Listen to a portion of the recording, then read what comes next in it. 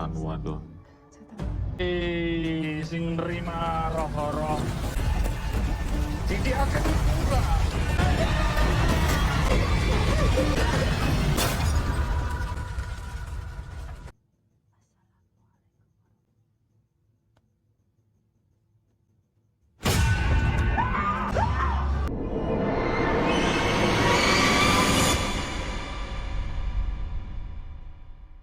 Film dibuka dengan memperlihatkan sepasang kakak beradik, bernama Irma dan Wulan, melihat suasana gubuk yang mengerikan. Wulan pun heran kenapa kakaknya malah mengajakinya ke tempat seperti ini. Lantas Irma pun menyuruh Wulan ini untuk nurut saja, dan jangan banyak protes.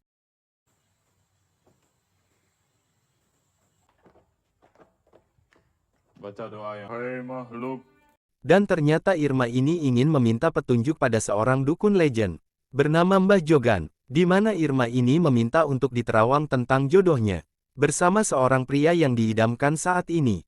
Dan saat Irma menunjukkan sebuah foto, Wulan pun kaget, karena lelaki itu adalah Galang, sepupu dari keluarga ibunya sendiri. Irma yang tidak peduli pun langsung memberikan segepok uang, dan meminta si dukun untuk segera melakukan penerawangannya.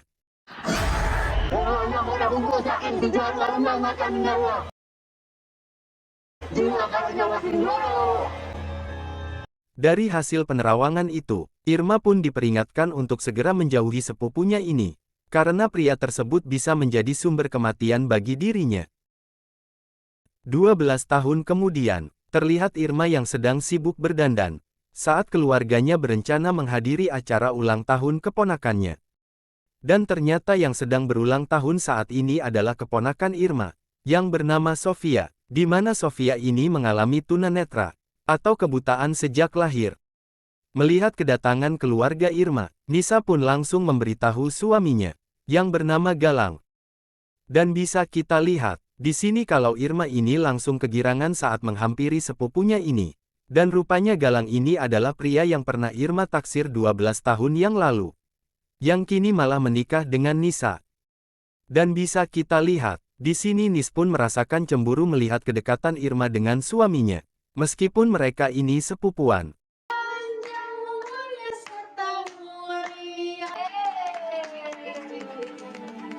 Setelah memberikan hadiah, keluarga Irma pun langsung melihat keadaan ibunya Galang, yang menderita komplikasi stroke gula, dan juga hipertensi. Dirasa ada kesempatan. Irma yang melihat Galang sedang sendirian, Irma pun lalu berniat untuk mendekatinya. Melihat Irma yang tiba-tiba saja memeluknya, Galang pun langsung memperingatkan Irma, untuk tidak lagi melakukan hal yang tidak-tidak. Apalagi di rumahnya. Namun dengan godaan binalnya, Irma pun tetap kukuh meminta Galang untuk bertanggung jawab atas perbuatannya. Dan sungguh tidak disangka, rupanya mereka ini sempat melakukan hubungan terlarang selama bertahun-tahun. Dan kini Irma pun sedang mengandung anaknya Galang. Namun Galang ini yang tidak ingin bertanggung jawab, berkata, jika saat ini hubungan kita hanya sebatas saudara, dan tidak ada hubungan spesial lagi. Laki-laki cuma mau enaknya doang. Kenapa? Kamu takut istri kamu tahu kalau kita punya hubungan? Jaga bicaramu. Untung saja Sofia ini keburu datang, sebelum Irma ini ditampar Galang, yang seorang temperamental. Di malam harinya, Irma yang masih tidak terima, kembali menemui Galang di pasar. Dan lagi-lagi Irma ini menuntut Galang untuk bertanggung jawab atas kehamilannya. Terlebih lagi ketika mereka melakukannya. Galang ini sudah berjanji untuk tidak meninggalkan Irma.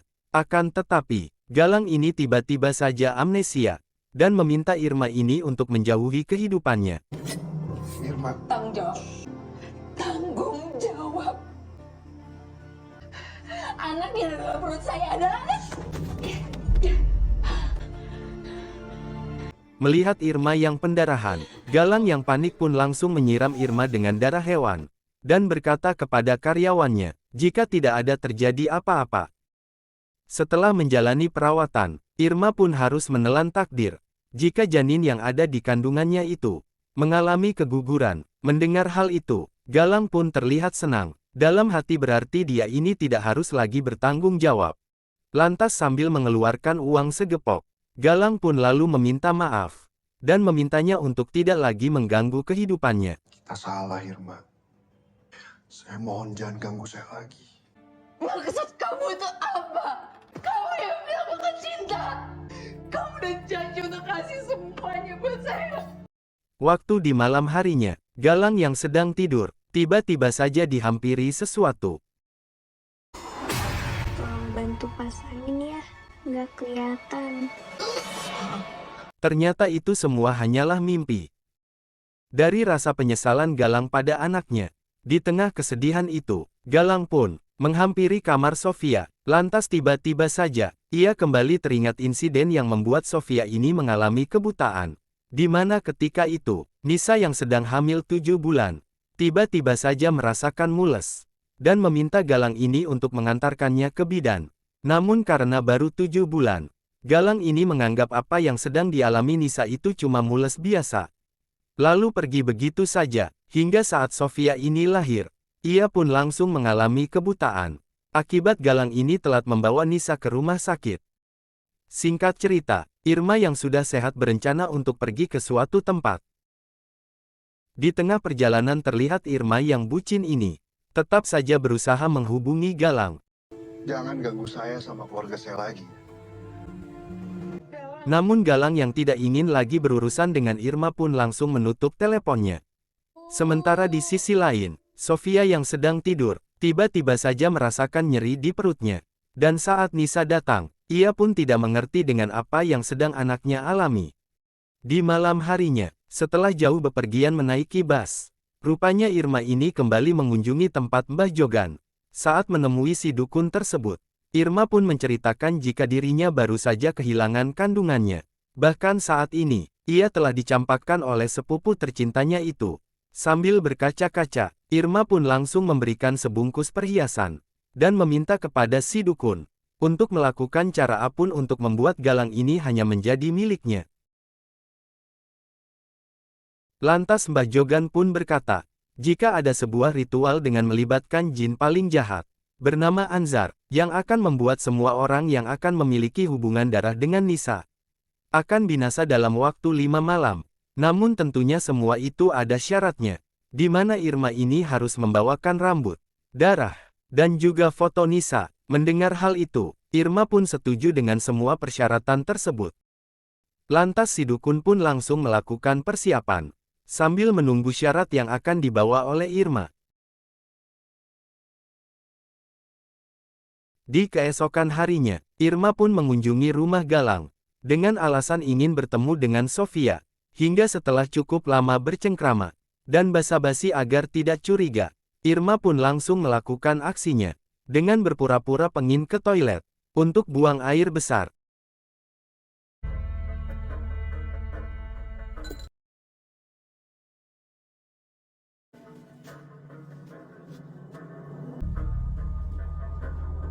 Dirasa semua persyaratan sudah didapat, Irma pun kemudian memutuskan untuk segera pulang. Saya juga gak bisa lama-lama.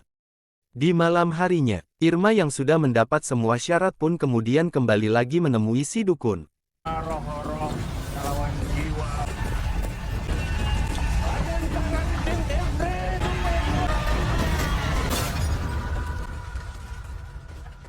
Setelah cukup ekstrim untuk melakukan ritual, si Mbah Jogan ini pun langsung memberikan potongan foto Nisa, untuk segera dicampurkan dengan pakan anjing. Kemudian Jogan pun berkata, jika orang yang berhubungan darah dengannya, akan mati dalam waktu 5 malam dari sekarang. Singkat cerita, di malam pertama, Sin beralih pada Nisa yang sedang sholat tahajud, dan dia mulai mengalami gangguan mengerikan.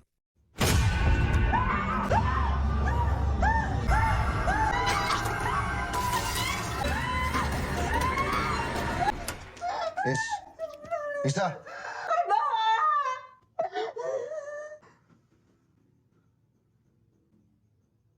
Saat Nisa tersadar, ia pun menceritakan kengerian yang tadi dia lihat. Namun Galang ini malah memarahi Nisa, dan menyuruhnya untuk mengurangi begadang malam, dan juga memperbanyak istirahat. Di malam kedua, Galang yang baru pulang pun dihampiri oleh Nisa. Lantas sambil ketakutan, Nisa pun berkata jika akhir-akhir ini ia sering mengalami keanehan. Namun seperti biasa, Galang tentu saja tidak percaya begitu saja. Sementara di sisi lain, Irma yang baru pulang keluyuran pun langsung ditanya oleh Wulan terkait perhiasannya yang menghilang tiba-tiba. Dirasa perhiasan itu dipakai untuk membayar si dukun. Sontak saja Wulan pun langsung kesal dengan kakaknya ini, yang terus-terusan menemui si dukun tersebut. Kembali lagi pada Nisa, yang baru saja selesai salat tahajud, dan kembali lagi mengalami sesuatu. Lagi-lagi Nisa pun mengalami keanehan, dan kali ini Nisa pun memuntahkan lintah, beserta darah.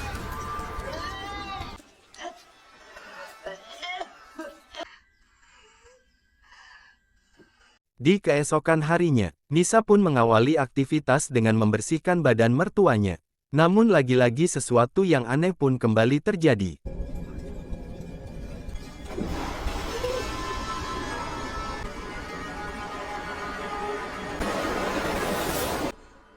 Untung saja Nisa yang kerasukan pun keburu sadar sebelum mertuanya ini tewas di tangannya, dan di situ si ibu pun hanya bisa pasrah karena ia yang tidak bisa bergerak akibat stroke.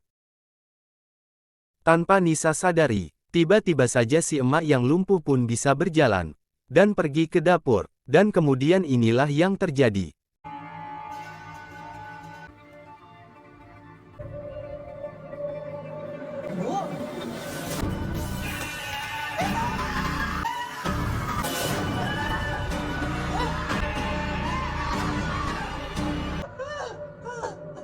Di malam ketiga, para warga pun berdatangan untuk melayat si emak.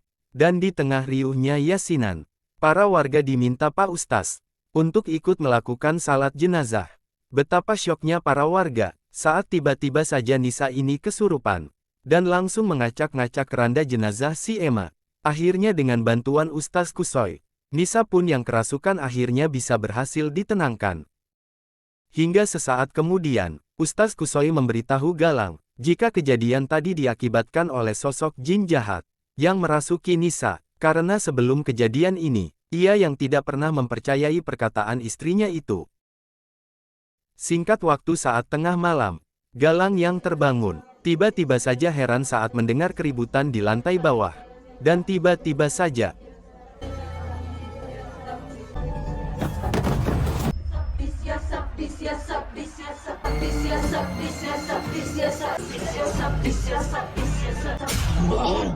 Kamu pikir saya tidak tahu apa yang kamu lakukan sama Irma? untung saja Galang keburu terbangun dari mimpi buruknya itu. Namun apakah semua itu hanya sekedar mimpi? Di pagi harinya, Galang pun meminta maaf kepada Nisa, karena tidak pernah mempercayai perkataannya. Lalu Galang pun menemui Ustaz Kusoy untuk menanyakan cara menghentikan semua keanehan ini. Jadi saya harus gimana, Ah? Lantas Ustaz Kusoy pun menjelaskan, jika jin ini termasuk jin yang sangat brutal, dan sering digunakan untuk meratakan satu keturunan. Di tengah rasa syoknya tersebut, Ustaz Kusoy pun lalu berusaha membuat iman Galang semakin tinggi, dan memberikan air doa, jika Nisa ini kembali kerasukan. Kemudian Sin berpindah pada Nisa yang sedang mencuci piring. Lalu tiba-tiba saja ia pun mendengar suara sesuatu di dalam WC. Betapa syoknya Nisa saat melihat si emak yang tiba-tiba saja muncul di depannya, dengan wujud yang sangat mengerikan. Kemudian Galang yang baru pulang pun langsung mengusapkan air doa pada Nisa, yang kembali lagi kerasukan. Setelah menenangkan Nisa, Galang pun kemudian menyetel bacaan ayat kursi, supaya Nisa ini bisa tenang. Dan di malam keempat Sin kemudian beralih ke rumah Irma, dan kini sesuatu mengerikan pada ibunya Irma. Bisa kita lihat di sini Bu Farah tiba-tiba saja bertingkah aneh. Dengan menghancurkan semua barang seperti orang yang sedang kerasukan. Bagaikan siluman kuda lumping, Bu Farah pun yang kerasukan ini terlihat memakan pecahan beling, dan beberapa saat kemudian,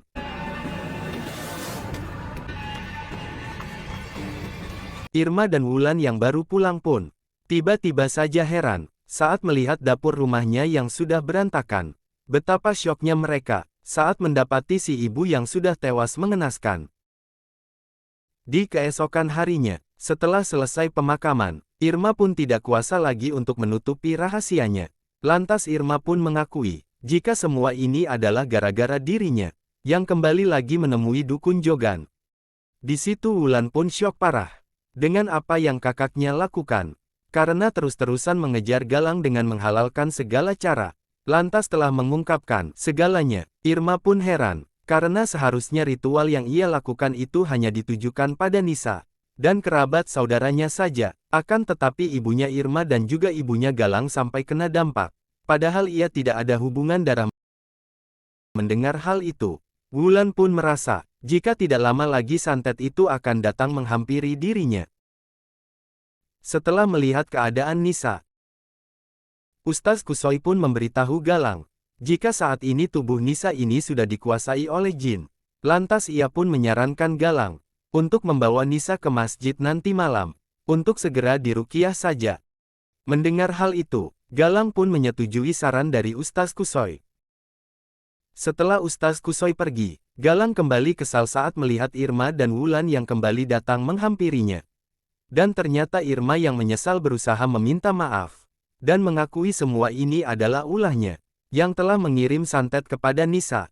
Namun di balik penyesalannya itu, jiwa wanita Irma pun bergejolak, dengan melakukan playing victim, di mana semua ini diakibatkan karena Galang, yang telah mencampakkannya.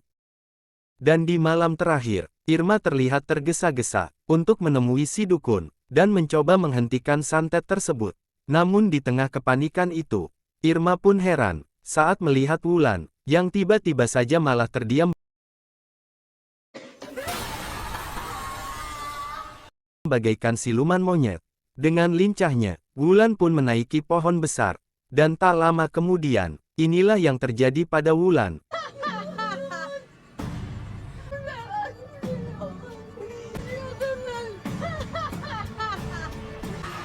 Akhirnya Wulan pun juga ikut tewas mengenaskan. Dan sesaat kemudian, Irma yang telah kehilangan Wulan pun, lalu bergegas melakukan perjalanan, untuk menemui si dukun itu lagi, untuk meminta menghentikan santetnya. Sementara di sisi lain, Ustaz Kusoi pun bersama para santri, terlihat melakukan persiapan untuk meruqyah. Kembali lagi pada Irma yang baru saja sampai di kediaman si Jogan. Saat ditemui si emak, Irma pun menanyakan keberadaan si dukun, dan berniat untuk menghentikan santet tersebut. Namun si emak berkata, jika semua itu sudah terlambat. Dan saat Irma menanyakan keanehan yang keluarganya alami, si emak pun curiga, dan langsung menanyakan darah siapa yang Irma ambil. Terlihat di sana Irma pun menyesali atas perbuatan yang telah ia lakukan, dan meminta Mbah Jogan ini untuk segera menghentikan semua ini.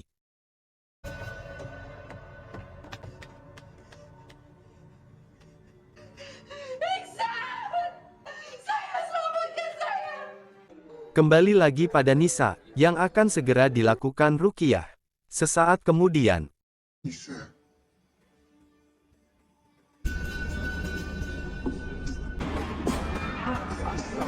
Laki-laki bajingan.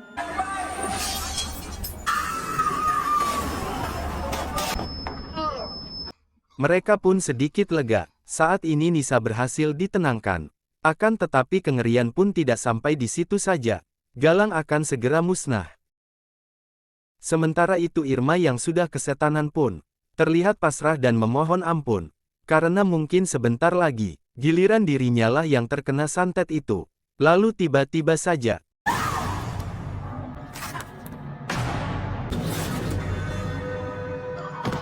akhirnya si Irma si biang kerok pun meninggal dengan mengenaskan, setelah dikretek oleh jin.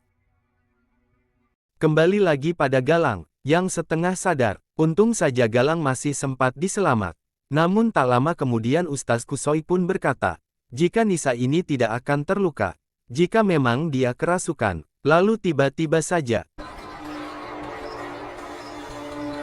ternyata selama ini, jin itu merasuki Sofia, dan Nisa hanyalah sebagai pengalihan saja. Dan ternyata, selama ini Irma telah salah sasaran, dengan malah membawa darah milik Sofia, yang tentunya saudara, dengan keluarga Irma, hingga ritual tersebut pun malah melenyapkan semua orang, yang berhubungan dengan Sofia.